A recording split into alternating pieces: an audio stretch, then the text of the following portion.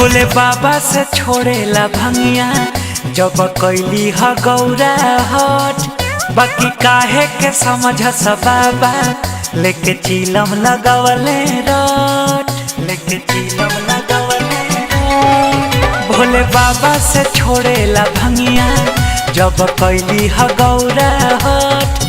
बाकी काहे के समझ स बाबा लेके चिलम लगवले रट।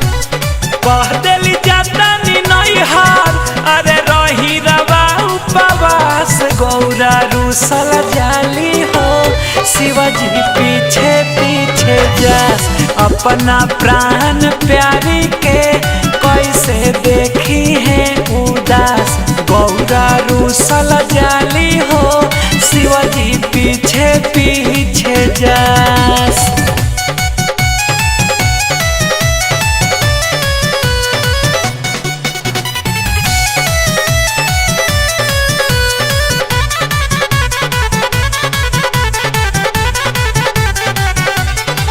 लेके चलली आहे कार्तिक संगे गणेश घेरे रहिया खड़ाया गही बाड़े महेश, खड़ाया गही बाड़े महेश। लेके चलली आहे कार्तिक संगे गणेश घेरे रहिया खड़ाया गही बाड़े महेश।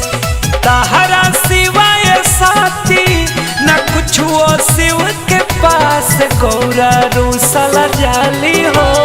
शिवजी पीछे पीछे जास अपना प्राण प्यारी के कैसे देखी है उदास गौरा रूसल जाली हो। शिवजी पीछे पीछे जास।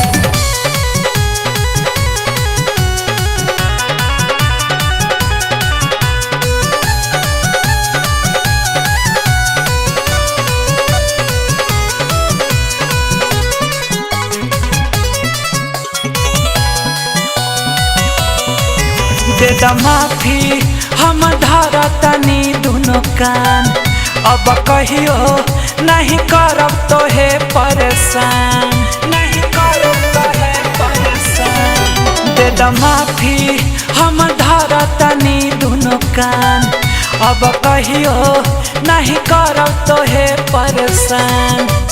शंकर निदेश अपुआजी सुनावा सब प्रेम मिठास गौरा रूसल जाली हो। शिवजी पीछे पीछे जास अपना प्राण प्यारी के कैसे देखी है उदास गौरा रूसल जाली हो।